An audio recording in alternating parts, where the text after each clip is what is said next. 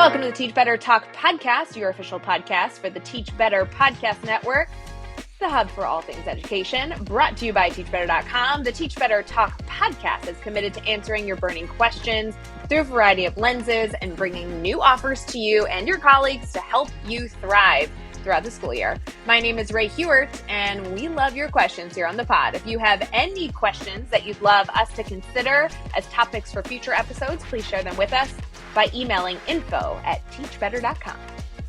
Hey everyone, this is Ray Hewart, and you are popping into a bonus episode of Teach Better Talk podcast. Now, we don't expect to do these very often, but we were able to get our hands on content that so many of you have been requesting, and so why not throw it here for all of our listeners? For those of you that were able to listen to Ipek Williamson's episode just featured recently, she was able to identify a beautiful audio that you might have emailed her an interest in. We've got it right here on the show. I hope you enjoy. Hi, this is Steve Chandler, and I wanted to talk to you today about expectation, and expectation contrasted with agreement. Really, we have two choices in life when we relate to other human beings. One is to have expectations, and the other is to create agreements. Expectations are toxic, and they ruin people's chances at a good relationship. Let me give you an example of that. I went to work with a company recently, and they had all kinds of performance breakdowns and productivity breakdowns, and I was asked to go train them in the owner-victim choice so that perhaps morale could be lifted a little bit among the people on the line who were creating the products. Well, the real problem was in the leadership. The leaders had expectations of their people. So they would walk around expecting certain things. They would expect certain levels of job performance. They would expect quotas to be met. They would expect certain quality standards to be hit. And they had all these expectations. And then there were the people themselves who were trying to live up to the expectations of the leaders and really resenting the leaders because they said most of the expectations were unreasonable. They didn't really realize how understaffed they were and stressed they were. So the whole place was in a morale crisis, I would say, a total morale crisis. And as I moved among the leaders and talked to them and tried to figure out how can we fix this, they would tell me about a certain employee who wasn't living up to expectations. And I would say, well, okay, so what's the expectation? And they would say, well, we expect him to get this job done by Friday so the customer can have it. The customer expects it. We promised the customer the job on Monday, so we want it finished at the plant by Friday. And I said, okay, great. So what happened? Well, it wasn't done. And it wasn't done until next Thursday. So the customer was very upset. Pretty soon, we lost our preferred status with the customer, and everything went downhill. Well, I said very quietly, who was in charge of that product being done? And he said, well, the supervisor in the plant. I asked him a question that startled him, or at least quietly left him speechless. I said, what was your agreement with him? And he looked at me as if I had asked him, have you taken a ballet lesson lately? Or some very strange question. And he didn't answer. And then he said, well, what do you mean by that? And I said, well, on the matter of getting this done by Friday, what was your agreement? And he said, well, you mean I have to have an agreement with everybody? I got to go around and get an agreement? He knew I expected it by Friday. He got my email. He knew the customer was expecting it by Monday. I don't want to have to go hold his hand. He's a professional. I'm a professional. And I said, well, look, here's what doesn't work in the workplace. Expectations. People do not look forward to living up to expectations. In fact, people rebel against expectations. They don't like it that you expect things of them. They would rather you agree with them about something. And so we worked together. I brought the foreman in. We sat down. He said, "Do you agree to have the next job ready by Friday?" And the foreman said, "Well, I would like to, but I'm a little understaffed, so I can't promise it for sure." And the leader looked a little startled and said, "Well, what can you promise for sure? If you gave me one extra person to work on it, I could promise it Friday for sure. If I don't have an extra person, I can promise it next Tuesday for sure." The leader thought for a while, and he said, "I'll give you an extra person." Now, with an extra person, what can I count on? Well, you can count on Friday. Thank you. They shook hands. Now, that's an agreement. That's so much stronger than an expectation. And yet, most people I work with who are leaders, their biggest problem is that they walk around with expectations of people. And so I go to coach them, executive coaching, sit down, what's going on? Well, I got problems with this person, I've got problems with that person. And I find out the reason they have problems is because they don't have agreements. They have expectations, and the expectations are not being met. What they don't have is agreements. Now, here's a funny thing about human beings. Human beings will love to keep an agreement that they co-authored with you. So if you sit down and you work with someone and ask them what you can count on and allow them to ask you for the help they need from you to be able to make the promise, wonderful things happen. Because you can find out in advance why certain things aren't going to occur. You don't have to keep fixing them later and keep resenting the people who don't live up to your expectations. Now, the beautiful thing about this is that agreements, on the one hand, are creative. It takes two people creating and recreating and negotiating and designing together an agreement. So they're very creative. So they're a lot more fun than walking around with expectations, because expectations are stressful. They lead to anxiety. They lead to disappointment and even a sense of betrayal at times. So agreements are courageous and they are creative. Courageous and creative. Whereas expectations, on the other hand, they are not creative. They're reactive. They're fear-based. And, as a matter of fact, I'll even say they're cowardly. Because expectations allow a person to put the blame, the responsibility for everything on other people. So, if you're a person who walks around with expectations of other people, only two things can happen. And none of them are good. One thing can happen. You can have an expectation of someone, and they don't live up to it. Well, that's not fun. You're disappointed. Sometimes you're even betrayed if it was a serious expectation. The other thing that can happen is you have an expectation, and they do live up to it. Now what? Well, I'm just neutral. Nothing. I expected it. And so you say, someone did this, they showed up to the meeting on time, and you say, well, that's what I expected. So what? So you either have a life of so what, which is a life of nothingness, a life of just empty, nothing, boredom, ennui, what's the point? Is that all there is? Or you have a life of disappointment. Those are your two choices. You have a life of really being disappointed in the behavior of others. I'm so disappointed in my son. I'm so disappointed in my managing partner. I'm so disappointed in my spouse. I feel betrayed by my ex-spouse, totally betrayed. Now, that's what life is like when the human mind and heart walk around with nothing but expectations. That's life. Either profound disappointment, which is usually the case, or just nothing at all, boredom, like a mild anxiety, kind of a low-grade resentment with a sense of worry that, yeah, she lived up to my expectation now, But what about tomorrow? I don't know what that'll bring. I could be bitterly disappointed by her. So that's life in the world of expectations. And expectations are not necessary. It's actually possible to have no expectations of anyone and only have agreements when you need one.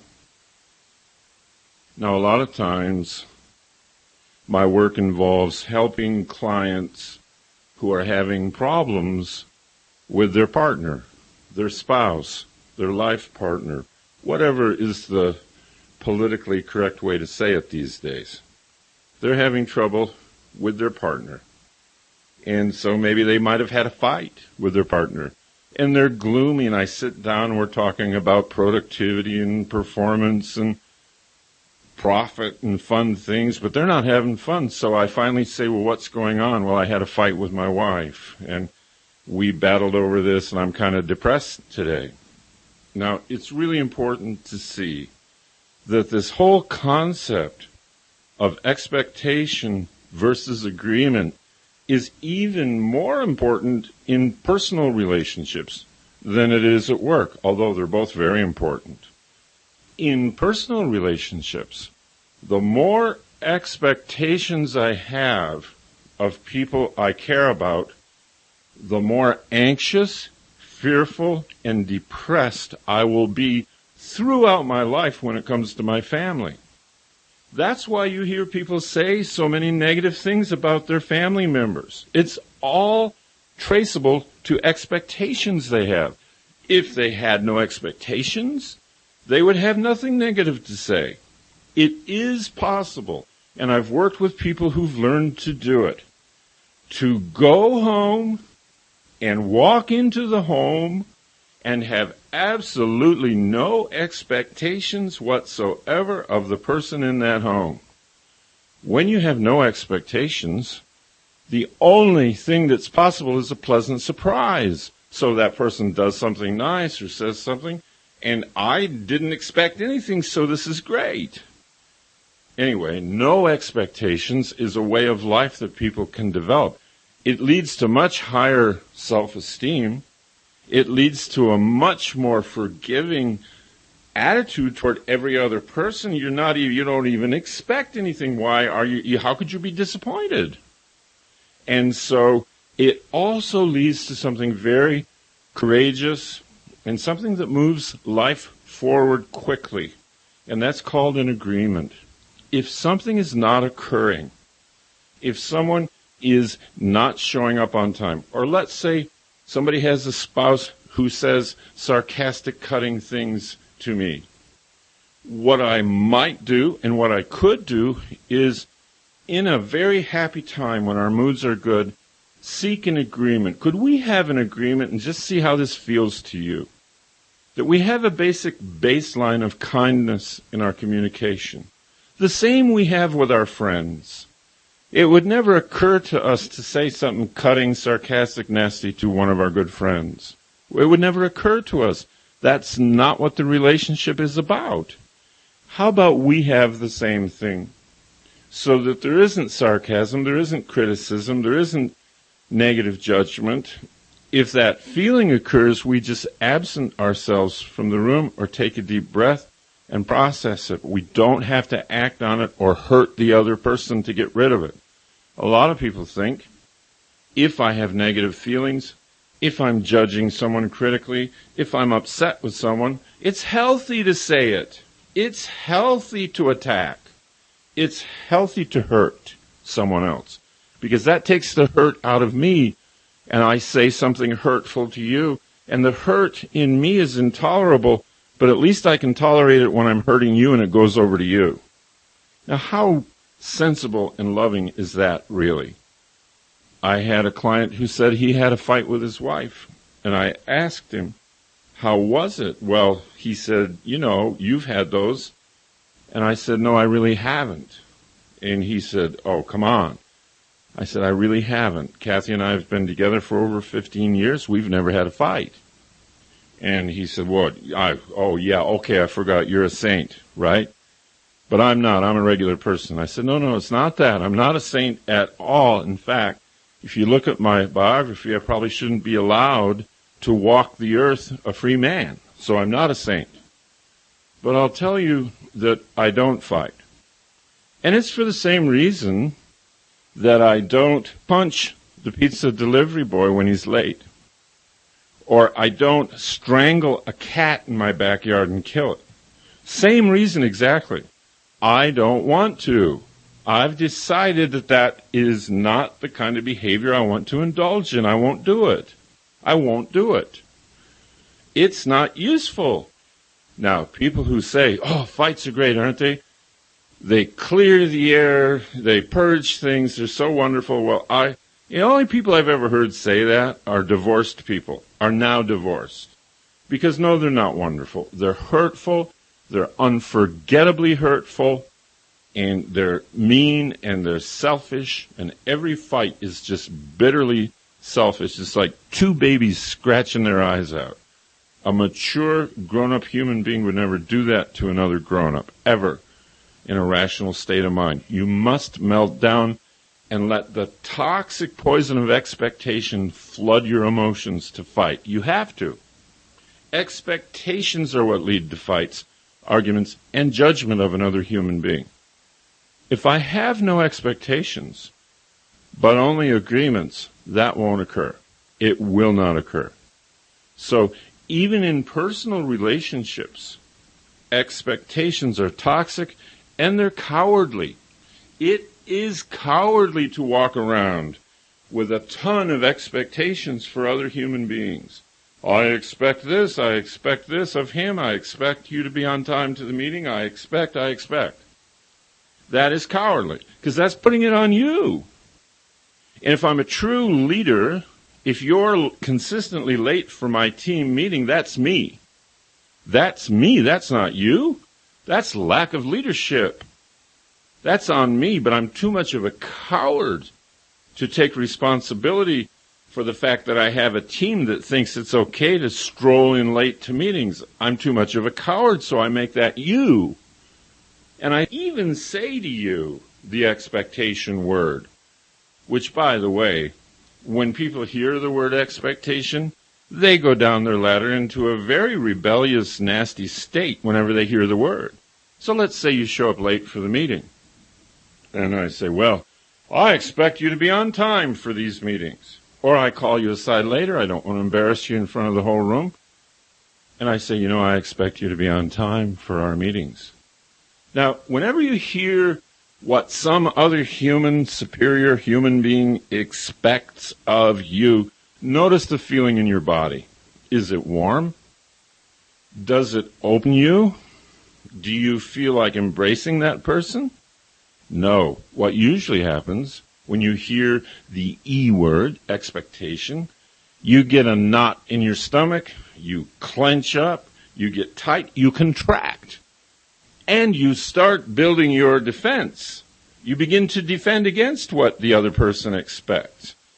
Human beings were not put on this planet to live up to the expectations of others. They weren't put here for that. They know that deep down.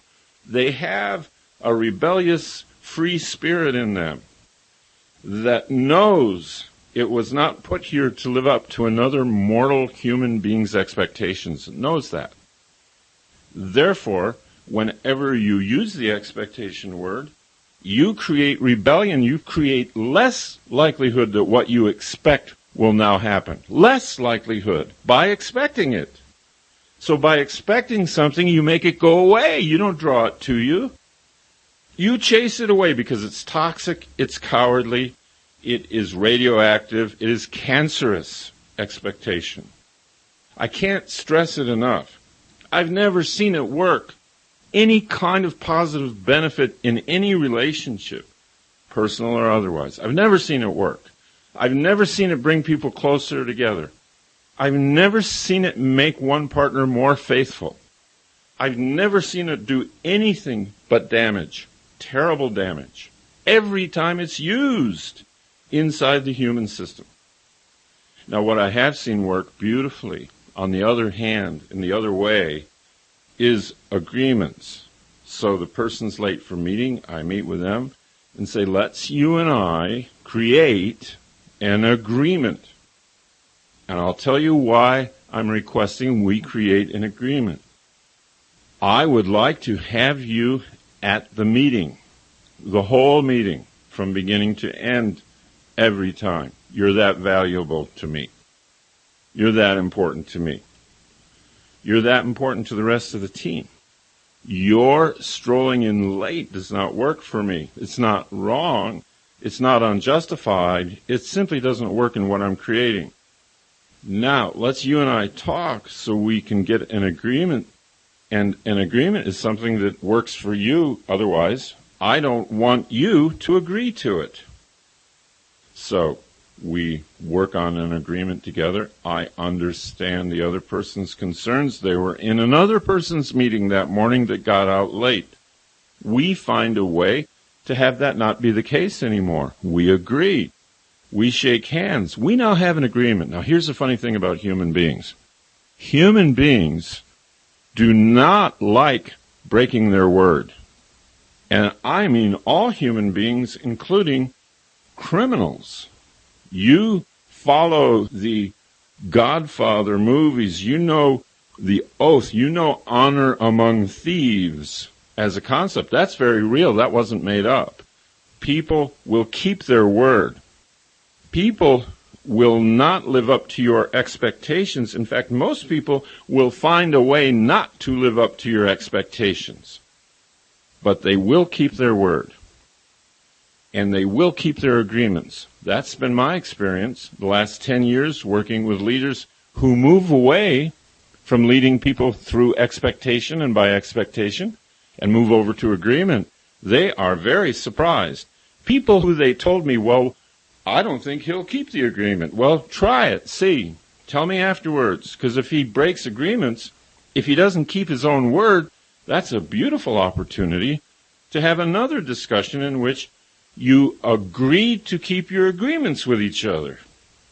That can be a very powerful conversation. When you give me your word, will you keep it? Can I count on it? Will you not give me your word if you don't intend to keep it? Can we start there? And if we don't have that agreement, how can we have a relationship?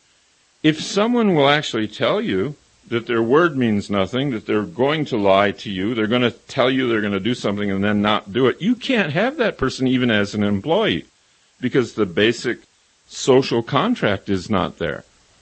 So people will keep their agreements. Such a high percent of the time, you don't need to worry about the few times they don't, and the times when they don't are such wonderful opportunities to sit down with them and say, let's look at our basic agreement with each other on how we serve each other in this organization or in this family.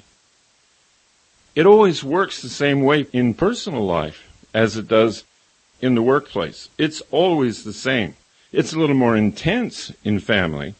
It's a little more charged up, and that's only because expectations are higher. I expect you to make me feel romantic and attractive. I expect you to make me feel appreciated. I expect you to make me feel loved and celebrated for bringing money home. I expect you to make me feel this and that. That's how there's fights and abuse and divorce and all kinds of things in families, because the expectations are crazy. They've riddled the body like a cancer. And expectation is very much like a cancer inside someone. It is totally toxic, and it robs that human being of life.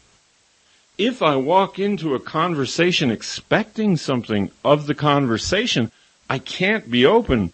I can't be surprised. I can't be surprising. I can't really have fun. So it's running into someone unexpectedly. This is the most fun in life. What an unexpected pleasure, people say. Can we hear them when they say it? Are we really listening? What an unexpected pleasure. There's no pleasure like it. An unexpected pleasure. If you expect the meeting to be pleasurable, you can either have it turn out to be what I expected, which is nothing, zero feeling, or I'm disappointed.